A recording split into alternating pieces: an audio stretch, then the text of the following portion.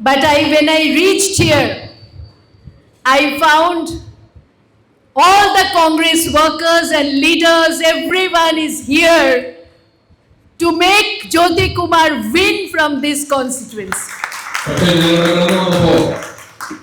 ഈ നിയോജകമണ്ഡലത്തിലെ മുഴുവൻ കോൺഗ്രസ് പ്രവർത്തകരും നേതാക്കന്മാരും ഉൾപ്പെടെയുള്ള മുഴുവൻ ആളുകളിലൊക്കെ UDF സ്ഥാനാർത്ഥിയുടെ വിജയത്തിന് വേണ്ടി ഒത്തുകൂടിയിരിക്കുന്നു എന്ന കാഴ്ചയാണ് ഞാൻ കണ്ടത്.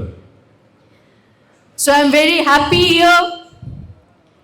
Last time we lost in few margin because that time it was a COVID time.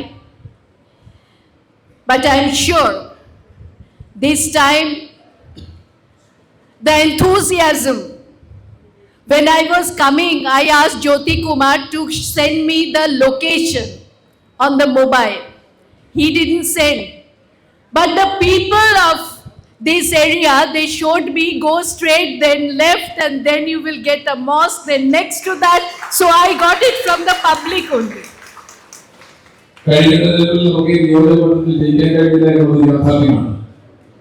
Covid ഉൾപ്പെടെയുള്ള കാരണങ്ങൾ കൊണ്ടാണ് നമുക്ക് ജയിക്കാൻ കഴിയാതെ പോയത്. പക്ഷേ ഈ തെരഞ്ഞെടുപ്പിൽ ജനങ്ങളുടെ ആവേശം എനിക്ക് ബോധ്യപ്പെടുന്നുണ്ട്. ഈ യോഗസ്ഥലത്തേക്ക് കടന്നു വരുന്നതിന് വേണ്ടി ഞാൻ UDF സ്ഥാനാർത്ഥിയോട് എനിക്ക് വാട്സാപ്പിൽ എന്റെ ലൊക്കേഷൻ അയച്ചു തരണമെന്ന് പറഞ്ഞപ്പോൾ അദ്ദേഹം അയച്ചു തന്നില്ല. എന്നാൽ ഞങ്ങളുടെ പ്രവർത്തകർ റോഡിൽ തിങ്ങി നിറഞ്ഞു നിൽക്കുന്നത് കണ്ടപ്പോൾ എനിക്ക് ബോധ്യപ്പെട്ടു നമ്മുടെ സമ്മേളന വേദി എവിടെയാണ്. ഇത് നമ്മുടെ പ്രവർത്തകരുടെ വികാരത്തിനപ്പുറത്തേക്ക് ഈ തെരഞ്ഞെടുപ്പിൽ നമ്മുടെ പ്രവർത്തകർക്ക് വലിയ ആവേശമാണ് ചൂണ്ടിക്കാണിക്കുന്നത്.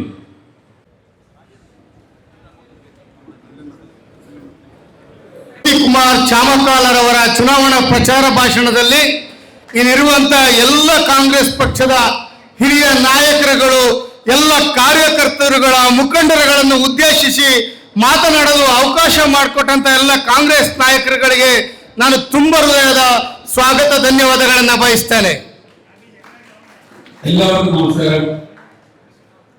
ഇവിടെ ഈ തെരഞ്ഞെടുപ്പ് കമ്മിറ്റിയിലേക്ക് കടന്നു വന്നിട്ടുള്ള മുഴുവൻ കോൺഗ്രസിന്റെ പ്രവർത്തകരെയും നേതാക്കന്മാരെയും വളരെ സന്തോഷപൂർവ്വം ഈ കമ്മിറ്റിയിലേക്ക് സ്വാഗതം ചെയ്യുകയാണ്. ನಾನು BM ಸಂದೀಪ್ ಅಂತ ಕಳೆದ 9 ವರ್ಷಗಳಿಂದ AICCಯ ಕಾರ್ಯದರ್ಶಿಯಾಗಿ ರಾಷ್ಟ್ರದ 20 ರಾಜ್ಯಗಳಲ್ಲಿ ಕೆಲಸ ಮಾಡಿದಂತ ಒಂದು ಅವಕಾಶವನ್ನ ಕಾಂಗ್ರೆಸ್ ಪಕ್ಷ ನನಗೆ ಕಲ್ಪಿಸಿಕೊಟ್ಟಿದೆ. AICC സെക്രട്ടറി കഴിഞ്ഞ 9 വർഷമായി AICCയുടെ സെക്രട്ടറിയാണ്. ഇന്ത്യയിലെ 20 സംസ്ഥാനങ്ങളിൽ കോൺഗ്രസിന്റെ പ്രചാരകനായി ഞാൻ ഇതിനോടൊപ്പം തന്നെ പോയിട്ടുണ്ട്. ಇವತ್ತು ಕೇರಳದ ಉಸ್ತುವಾರಿಯಾಗಿ ಕೆಲಸ ಮಾಡಿಕೊಡಲು ಅವಕಾಶವನ್ನ ಕಾಂಗ್ರೆಸ್ ಪಕ್ಷ ಮಾಡಿಕೊಟ್ಟಿದೆ. ಇಪ್ಪೋ എനിക്ക് കേരളത്തിന്റെ ചുമതലയാണ് നൽകിയിട്ടുള്ളത്.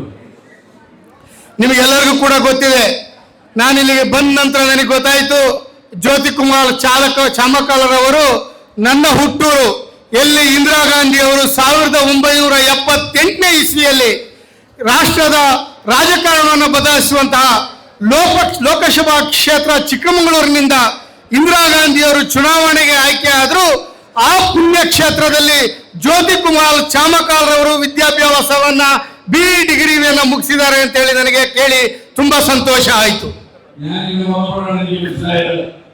നിങ്ങളുടെ സ്ഥാനാർത്ഥി ഇന്ത്യയിലെ ധീരവനിതയായ ഇന്ദിരാഗാന്ധി, ശ്രീമതി ഇന്ദിരാഗാന്ധി തെരഞ്ഞെടുപ്പിൽ പരാജയപ്പെട്ടതിനു ശേഷം പിന്നീട് മത്സരിച്ച് വിജയിച്ച ചിക്മംഗളൂർ പാർലമെന്റ് കോൺസ്റ്റിറ്റ്യുവൻസി, ആ പാർലമെന്റ് കോൺസ്റ്റിറ്റ്യുവൻസിയിൽ ഉൾപ്പെടുന്ന ചിക്മംഗളൂരിലാണ് അദ്ദേഹത്തിന്റെ എഞ്ചിനീയറിംഗ് വിദ്യാഭ്യാസം പൂർത്തിയാക്കിയത്. ಇವತ್ತಲ್ಲ, ವಿದ್ಯಾರ್ಥಿ ದಶೆಯಲ್ಲೇ ಇವತ್ತು ಚಿಕ್ಕಮಗಳೂರಿನಲ್ಲಿ ಯಾರ್ಯಾರು MLCಗಳಿದ್ದಾರೆ ಅವರ ಸ್ನೇಹವನ್ನು ಬೆಳೆಸಿ ಅವತ್ತು ವಿದ್ಯಾರ್ಥಿ ನಾಯಕರಾಗಿ ಚಿಕ್ಕಮಗಳೂರಿನಲ್ಲಿ ವಿದ್ಯಾರ್ಥಿಗಳ ಪರ ಹೋರಾಟ ಮಾಡೋದನ್ನು ಕೂಡ ನಾನು ಈ ಸಂದರ್ಭದಲ್ಲಿ ನೆನೆಸ್ಕೊಳ್ಳಕ್ಕೆ ಇಷ್ಟಪಡ್ತೇನೆ.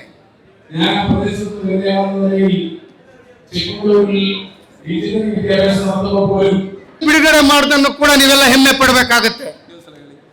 ಜ್ಯೋತಿ ಕುಮಾರ್ ಚಾಮಕಾಲರವರ ಹೆಸರನ್ನ AICCಯ ಅಭ್ಯರ್ಥಿಯ ಮೊದಲ ಪಟ್ಟಿಯಲ್ಲೇ AICC ಬಿಡುಗಡೆ ಮಾಡಿದೆ ಅಂತ ಹೇಳಿದ್ರೆ ಅವರು 5 ವರ್ಷಗಳಲ್ಲಿ ಇವತ್ತು ಕೈಗೊಂಡಂತ ಕಾರ್ಯಕ್ರಮಗಳು.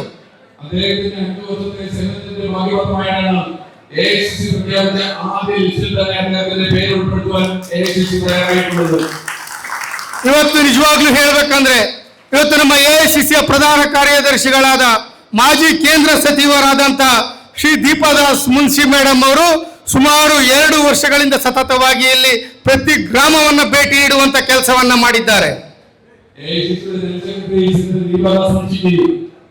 കഴിഞ്ഞ 2 വർഷത്തിലധികമായി ഈ കേരളത്തിലെ ഗ്രാമഗ്രാമങ്ങളിലൂടെ സന്ദർശിച്ച് പാർട്ടി സെക്രട്ടറി പ്രവർത്തിച്ചുകൊണ്ടിരിക്കുകയാണ്.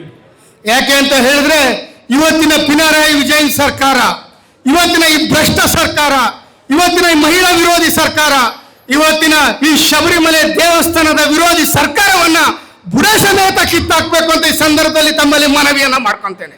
എന്തുകൊണ്ടെന്നാൽ ഈ സംസ്ഥാനത്തെ എഴുകാര്യസ്ഥ സർക്കാരിനെതിരായി അത് നിരവധി വിഷയങ്ങൾ ജനങ്ങളിലേക്ക് കടന്നു പോകുന്നില്ല. ശബരിമല വിഷയം ഉൾപ്പെടെയുള്ള വിഷയങ്ങളിൽ എഴുകാര്യസ്ഥ കാണിക്കുന്ന ഈ സർക്കാരിനെതിരായുള്ള ഒരു പോരാട്ടമാണ്. ಈ ದೇಶದ ಸಂವಿಧಾನದ ವಿರೋಧವಾಗಿ ನರೇಂದ್ರ ಮೋದಿಯವರ ಜೊತೆಗೆ NDA ಜೊತೆಗೆ ಕೈ ಜೋಡಿಸುವಂತಹ ಈ ಪಿನರಾಯಿ ಸರ್ಕಾರವನ್ನ ಬುಡ ಸಮೇತವಾಗಿ ಕಿತ್ತಾಕ್ಬೇಕು ಅಂತ ಈ ಸಂದರ್ಭದಲ್ಲಿ ಕೇಳ್ಕೊಂತೇನೆ. നരേന്ദ്ര മോദി സർക്കാരുമായി സന്ധി ചെയ്യുന്ന ഒരു സർക്കാരാണ് പിണറായി സർക്കാർ. ഈ സർക്കാരിനെ പുറത്താക്കേണ്ടത് നമ്മുടെ ബാധ്യതയാണ്.